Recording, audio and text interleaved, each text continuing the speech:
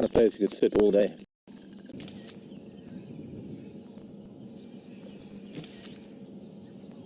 Okay, copy, thanks. Juvenile Bateleur.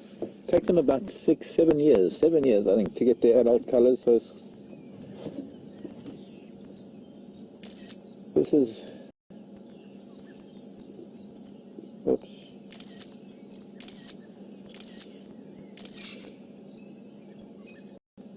Difficult to age the juvenile like this. It's not quite even showing any colouring. Not quite getting its adult. Although its tail is shortening. It's weird how, as a juvenile, the Bateleur has a fairly long tail, and then as an adult, they've got a much shortened tail. I suppose it's all got to do with aerodynamics and learning how to fly. Okay, let's move along. I think they might have lost Karula. With the other radio going, a lot of activity on the radio because of the vehicles moving out, vehicles moving in, her moving around, and necessary to be on that radio. I guess that's possibly what it was. It's using that other radio as much as we try not to. It is necessary to be able to coordinate all the vehicles. Otherwise, the vehicles are either going to crowd her or there can be too many vehicles. So it's very important that we do manage to coordinate things very well. Oh shit. Isaac, checking to that. How are you? Very good news. Morning all.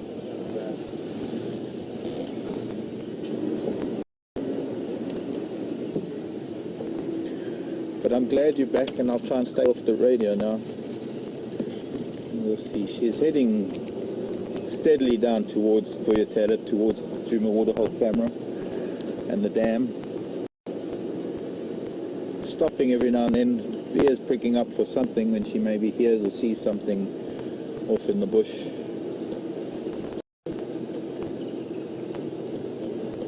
The biggest issue with this, of course, with vehicles that want to watch her is being able to share the sighting. It's opening up a little bit now, maybe easier for vehicles to sort of sit abreast. And if you look way down the road, you can see this road runs straight down towards Voyatela, and down at the bottom you see the roof of one of the chalets at Voyatela Lodge, the main camp here at Djuma. And I think what we'll do is we'll just pull off where it's convenient and watch her walk down the road, and we'll have to let some others come in front of us and let them take the lead for a little bit. That we're finding the right spot to pull off.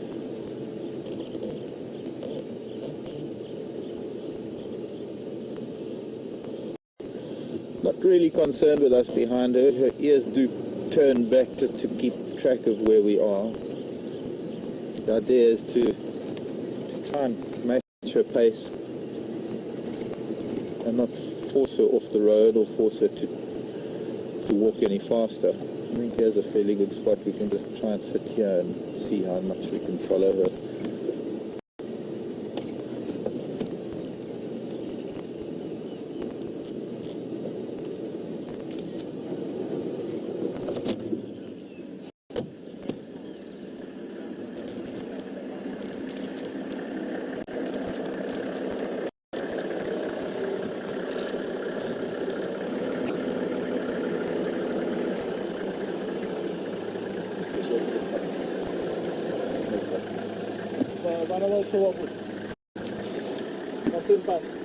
I don't know. I don't know. They're probably still east. Sorry. Very difficult to get to. I find it very difficult to understand one person when two people are talking at the same time. I can't hear either one. My brain doesn't split the two conversations. So I think Alex was asking me something about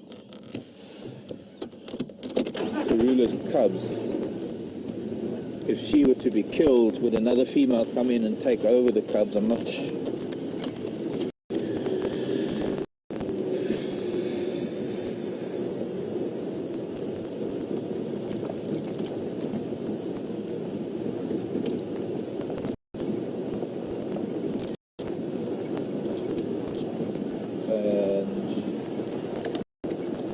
is that from? Brenda. Morning, Brenda. Brenda sent an email wanting to know if Karula, something happened to Karula. Would another female step in and take over the cubs, or would the father step in? No, neither would happen. That depends, Brenda. It depends on the age of the cubs. Of course, that's a very important thing. First of all, no, definitely not. If another leopard came across her cubs, they would kill her cubs. If her cubs are very, very young, they will probably die, especially if they're still being weaned.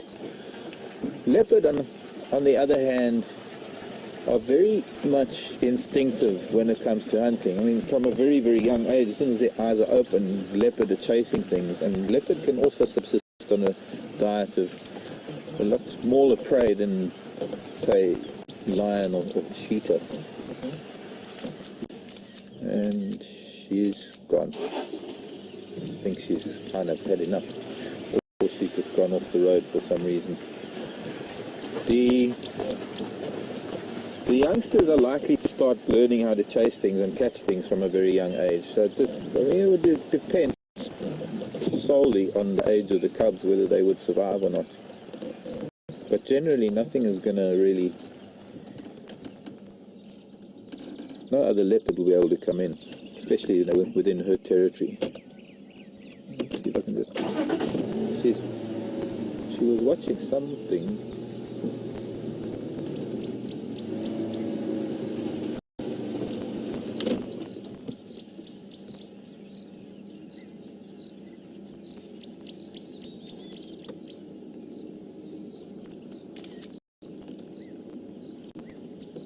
Very definite suckle marks.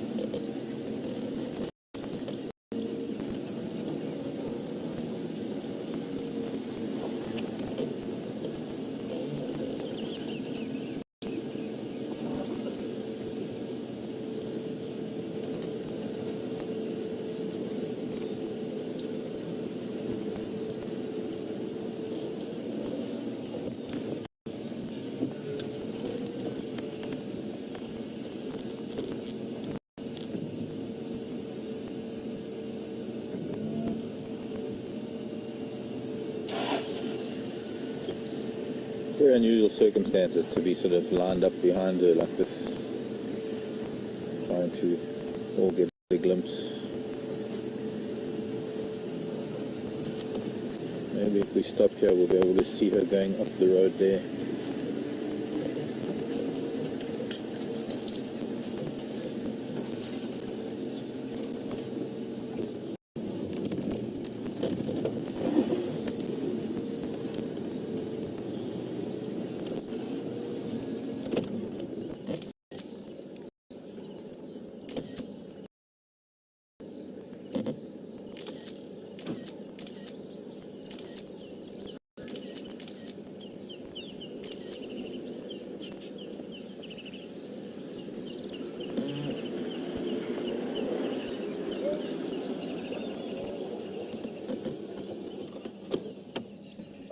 She would walk on the left.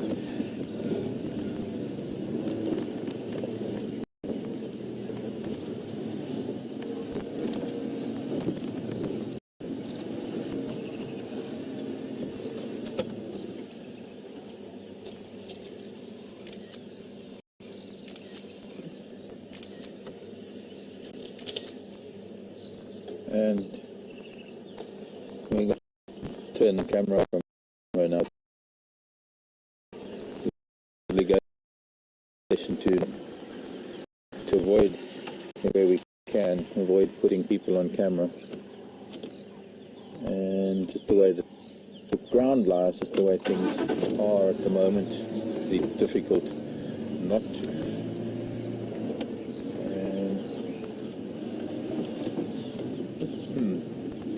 Used to be a time we used to be able to drive up this little drainage line under the big jackleberry, but that doesn't seem to be possible anymore, just by this, judging by the amount of ground that's washed away over the last 2 or 3 years.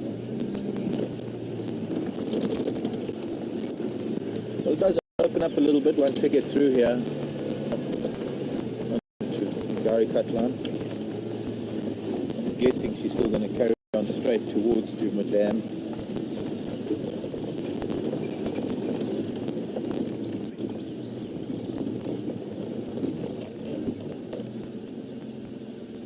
Going back to Brenda's question, lion are really the only cats, being social of course, they're the only cats who are likely to look after another lioness's cubs if something happens. They're in the same pride, but it never happen if they're different prides.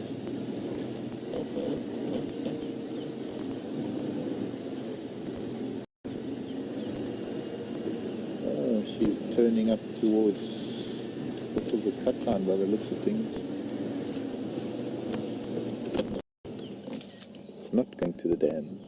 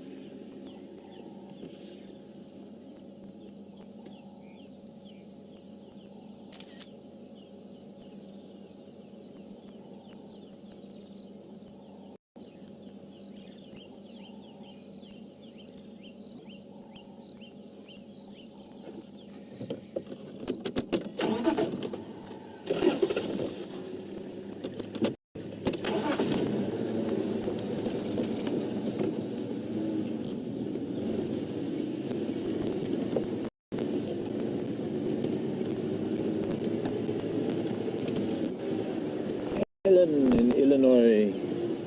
Ellen's asking if it's strange that we have not seen the cubs yet, or if I think that they're nearby. I don't think they're nearby. That's very hard to tell. It's not an easy one to answer, that one, Ellen. The other thing is, they could be. It's not really that strange that we haven't seen them yet. They're probably still quite young. And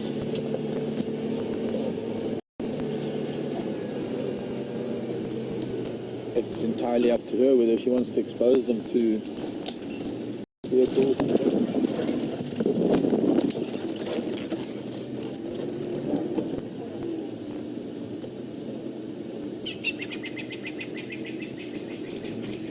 The wild hibiscus at the bottom of the screen.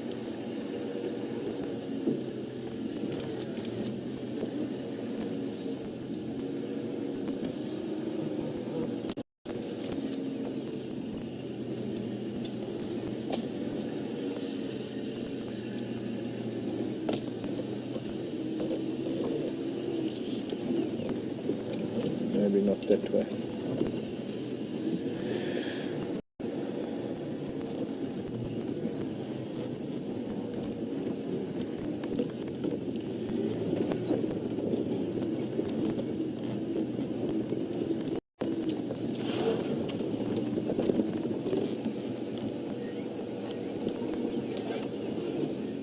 So good.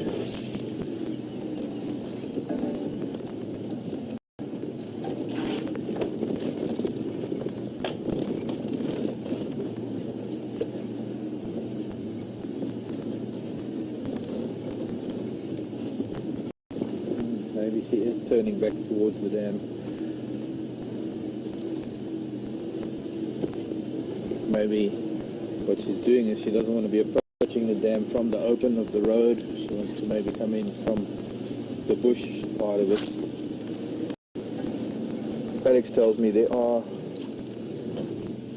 a lot of impala around on the other side of the dam probably, so it could be that she's just trying to find her way through here where she's not going to be seen.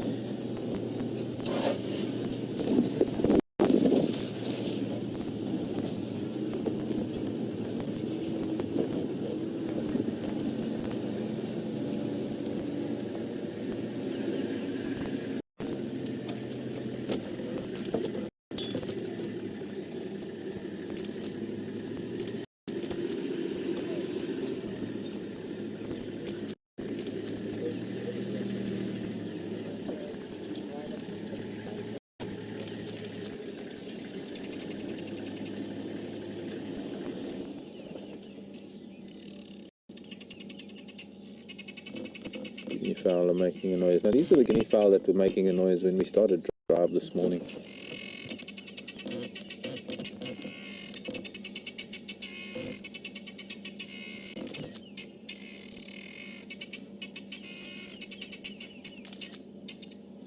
Of course now the whole world knows there's something going on as the guinea fowl are making a noise. All it'll do is really maybe just alert potential prey that there's something moving around.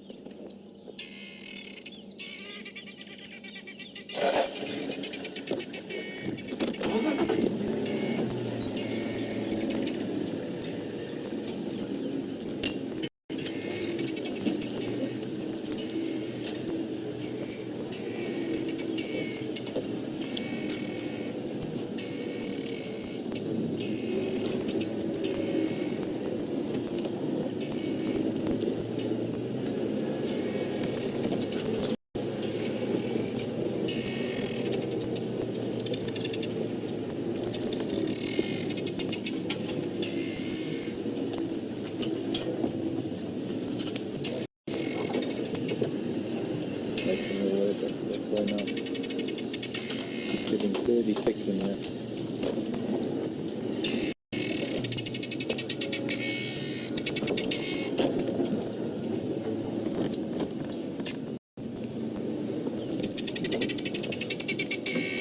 Yeah.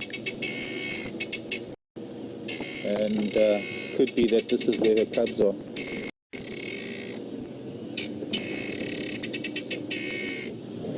So I think we might be very lucky, folks.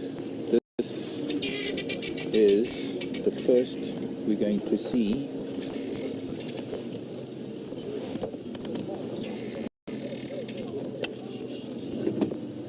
oh, look at it, there it is. There it is. There it is. One little baby.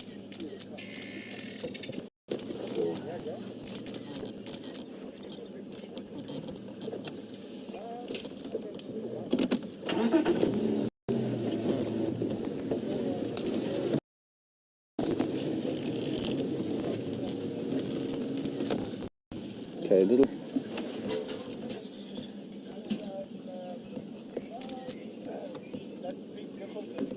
Okay, so unfortunately, little one is probably experiencing vehicles for the first time now. Very, very thick vegetation where this knobthorn has been pushed over many, many years. Actually, sorry, it's a marula, not a knobthorn. She's not happy with us. I'm sorry, girl. I'm sorry. And it's not me making a noise. Also, shouldn't be three vehicles here. Little one has crawled through to the back of, just make very slow movements, eh? She gave us a little bit of a snarl. Seems to be only one cub that we can see for now. Did you get that on camera? I did. Good for you. Yeah, she's just calling it back now. She probably wants to suckle. Amazing that she's brought the cub here probably a few days ago, maybe even yesterday.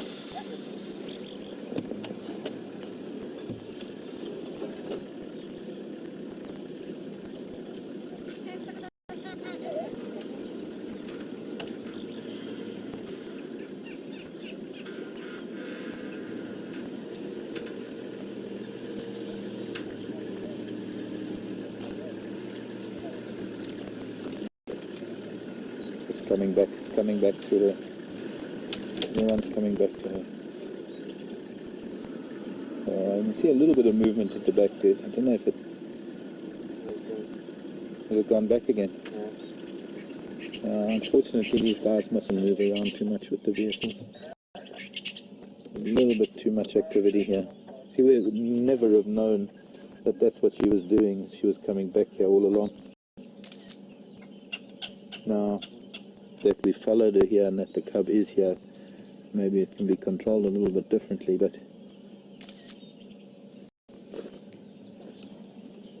the cub's just here now behind her.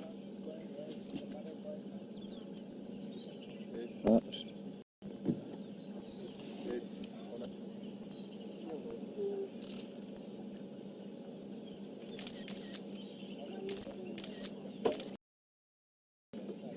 That's a tiny, I think probably one of the smallest leopards I've ever seen.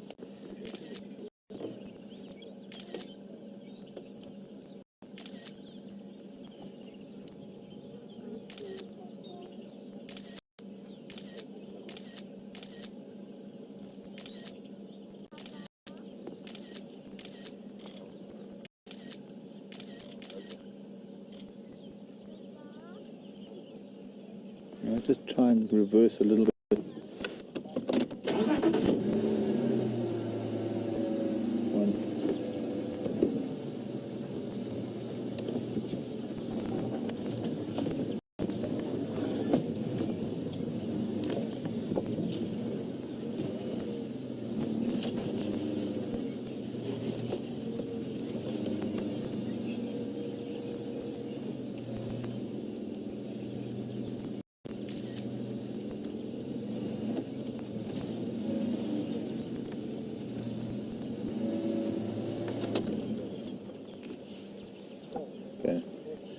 As soon as there's movement, the cub sort of hides, but it'll probably come out again, I hope.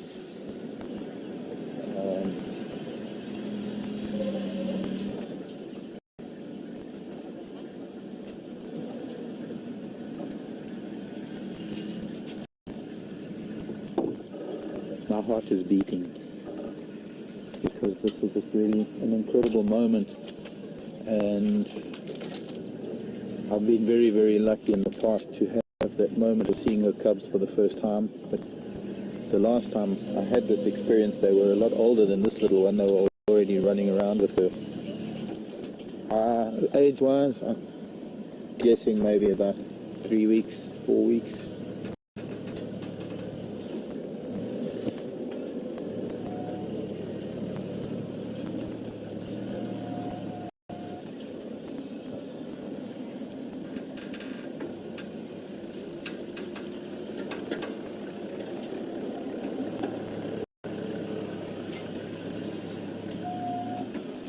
Morning, Bob. Wanting to know what are the chances of mum and baby moving away by tomorrow? I think, Bob, your guess is as good as mine. There's a chance that she'll still be here, and there's a chance that she'll have moved, especially now that she's now that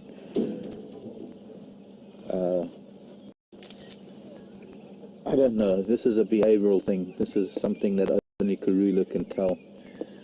And I don't even think if she could talk right now, she'd be able to tell us. I think it'll all hinge on what transpires in this area over the next 24 hours, whether or not she moves or takes it with her, or she leaves it here, goes off and hunts somewhere else, whether she's using this as a temporary den site. Very difficult to be able to predict what an animal is or isn't going to do.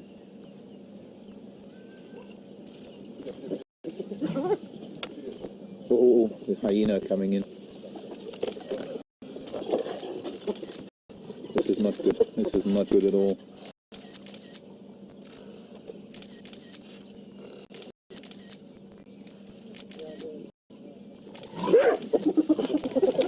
She jumped down and gave the hyena a good smack. This is very, very bad.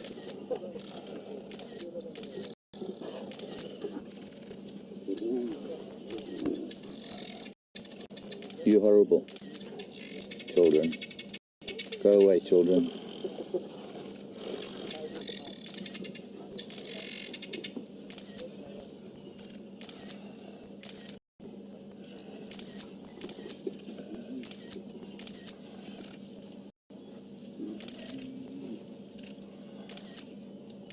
My heart is even beating more now. In fact, I'm starting to shake. This is one of the tensest moments in any cat's life. Not only a cat that is a solitary cat, but a cat that's got a cub. A hyena probably sniffing around because there is an old carcass here, just behind us, from a fairly large animal.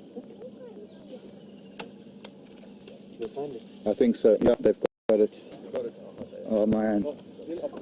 Oh man. Oh boy, this is sad. I've just got shivers. This is terrible.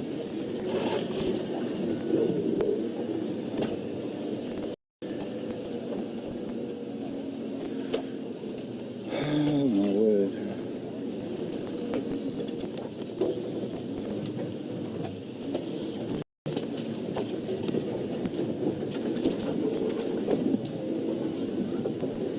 This is probably one of the worst moments anybody can have when you're living in the bush and you're exposed to the wonders of nature. It is a really horrible thing to witness, but there's nothing that can be done. There's nothing.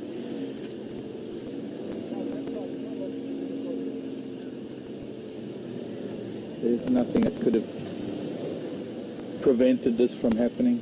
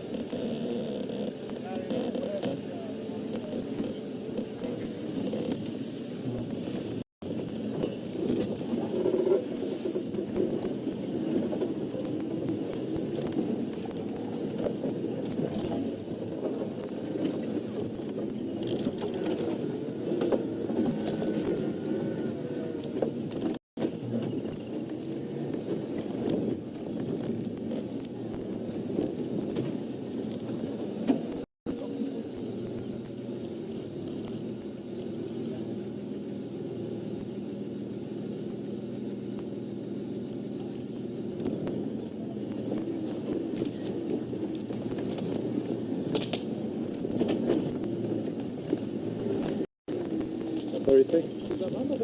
Yeah. Yeah. Look at it. Sorry, I'm just going to stop here for 1 minute and then I'll move. There was only one. I only saw the one. Yeah, there was also one. And that missing Palega would have been. Yeah. It took it from this slit from here.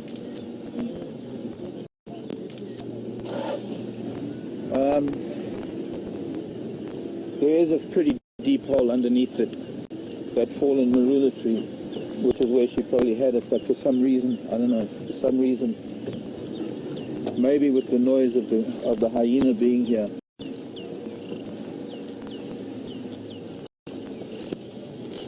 could be that the cub came out of that hole, just behind her at the root base of that fallen marula tree. Was a deep hole, and if the cub had stayed in there,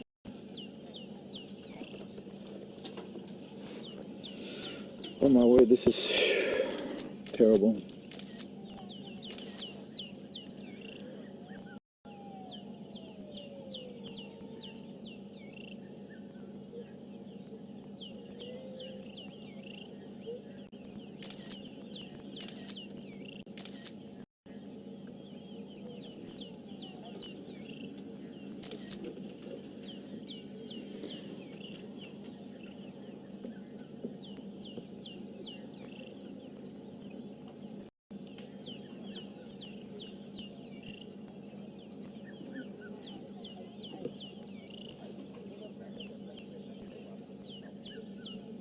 This is the first time in any of her litters that she's lost a cub. So she's been a very good mum up until now. I can't. Now here she's looking back at the hole. She's turn this volume down.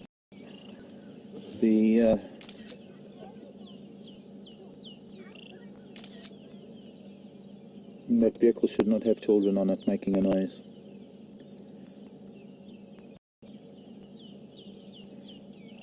I don't know what to say, folks. I'm speechless. It's just a moment in time that we just happen to witness something that has been going on for millions of years. The conflict of predators. She tried her best. She fought with them. She even jumped onto that one hyena's back. She jumped out of the tree and actually gave it a good nip and a good claw.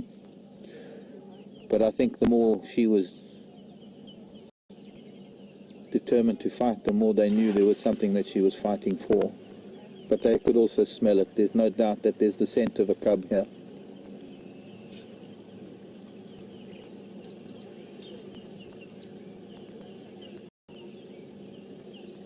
We did only see one. I don't know if there was another one. There was only the one cub that was visible. But those hyena came out of nowhere. There was unusual how they just appeared. They must have picked up the scent and just honed straight in on her. It was so quick.